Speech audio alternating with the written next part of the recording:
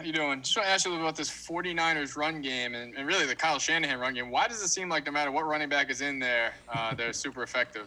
I mean, it starts with one, they're well coached. I mean, I think they do a good job, but that's not to diminish the skill set of the players. I think they do a good job of evaluating guys where some people might not have seen the value or not even that. It's what the guys they want for their system. I mean, I don't know those guys that well, but I mean, it does seem like whoever they get, they plug them in there and they can play, and they present problems, but they probably have a checklist of what they're looking for and they probably go out there and evaluate it, whether it's through the draft process, free agency, guys being familiar with guys from other teams, and just they're like, hey, this is a guy that fits the mold for what we want, and they do a great job.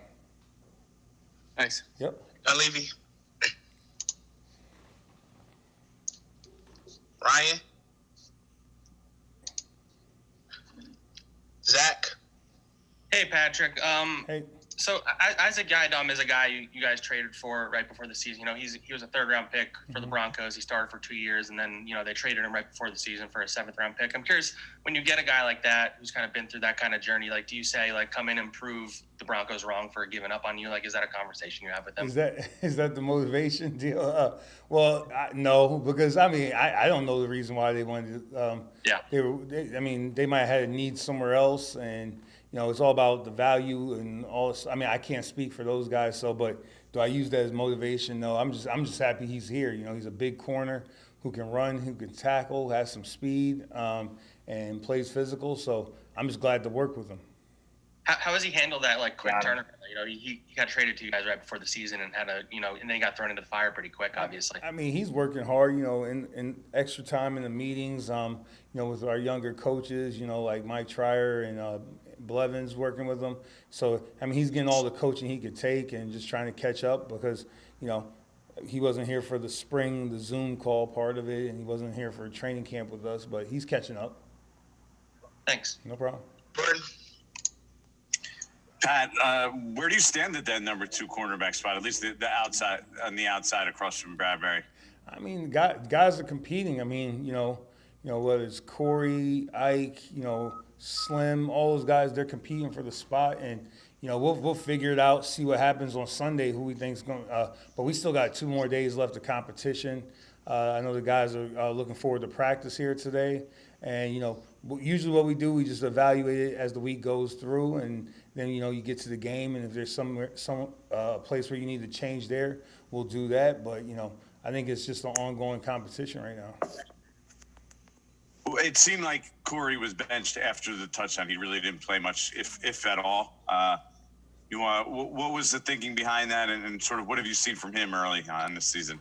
I know yesterday Corey, he was working really, really hard in practice, and I mean, I saw him run into the ball yesterday. I'm proud of a guy, like a young player, going out there practicing hard and working on his skill. I thought he did a good job there. He's in the meetings, he's been great as we try to get caught up on the 49ers and the receivers we're dealing with from them. But I mean, I couldn't be, Corey's preparation, in terms of what he's doing right now to get ready for the 49ers has been good, and he's practicing hard, and I'm sure he's ready to go practice today. Are you content with his play on the field, though? That's also part of the equation, I don't know. right? I'm not content with. I mean, we all have to get better. We all so. I'm not going to single him out. I mean, I have to get better. Patrick Graham has to get better. So, I mean, we're in the early part of the season. I got to do a better job of coaching. I got to do a better job of calling the game.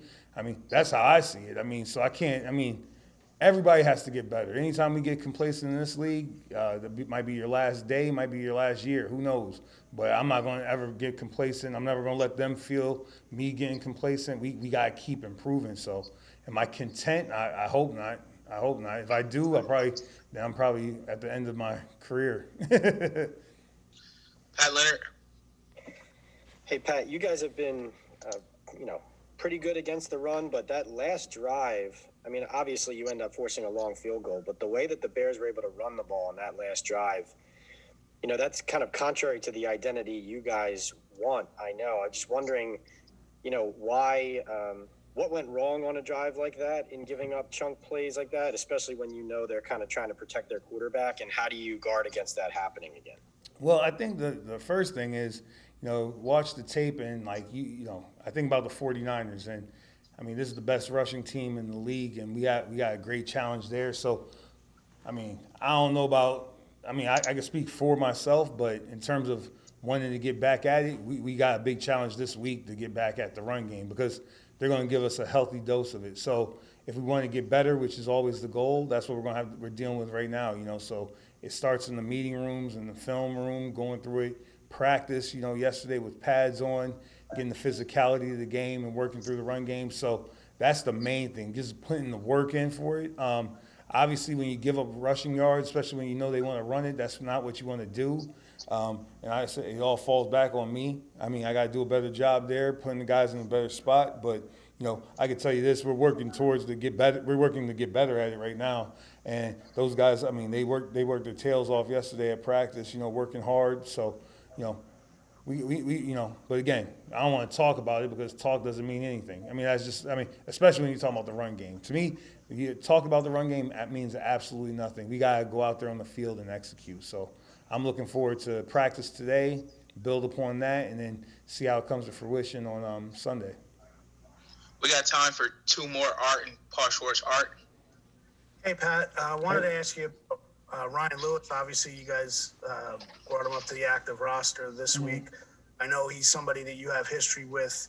How does he fit into this equation in the back, and is he an option to kind of be on the outside for that second cornerback spot opposite Bradbury? You're going to find I'm very simple when it comes to corners. Can they tackle? Can they run? Do they have toughness? So being with Ryu for a while, I know he can run. That's a given. I know he has toughness and he can tackle. So, I mean, he's in the mix. I mean, I'm telling you can't have enough of those guys. I mean, in this league, a passing league, even though, we're going to be dealing with a lot of run game right now, and that's what we got to defend. But, I mean, it's a passing league. So any of those corners that can run, tackle and have toughness, they have a chance with us, and I'm looking forward. He's been competing. He competed pretty hard yesterday in practice. We got a big day today with, some of the situational football. So, yeah, I mean, he's definitely in the mix. Thanks, Pat. No problem. Last one here, Schwartz. Hey, Pat. When Blake Martinez came to the Giants, he said that in Green Bay he was more of a cleanup guy, and he was looking forward to being more of an impactful guy near the line of scrimmage. We know Martinez is going to get a lot of tackles. We know that. What do you see from him as far as the quality of his tackles, and is there anything you want to maybe can help him with to make more tackles, at the line of scrimmage, tackles for loss, things like that? Well, the thing about Blake, I mean, I think I said this before. I mean, I'm not very concerned about last year. I mean, no offense, but I'm not concerned about that. But, Blake's trying to get better every day, and he loves to be coached. I think Blake's playing at a good level in terms of, getting to the ball, controlling the defense, manipulating the front. He's being physical at the line of scrimmage. I told him, I said, you look fast out there. You're playing with your hands. You're being physical. And, I'm sure he'll be the first one to tell you that, he probably has 2 or 3 plays he wish he did better.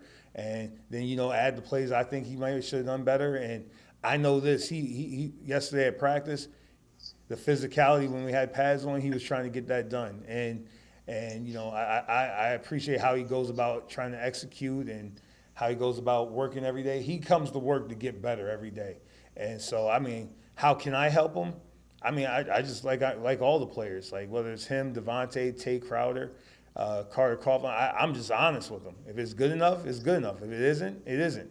And the beauty about Blake is he usually knows when it's not good enough, so he works hard to get it better. And then if it is good enough, he thinks he could do it even better. I mean, I couldn't ask for more as a coach. So, I mean, how much can I help him? Put him in the right spot, be honest with him. But, I mean, it's more the relationship is more he helps me more than anything. So because he's a good player who can execute. So he helps me more. I just try not to mess him up.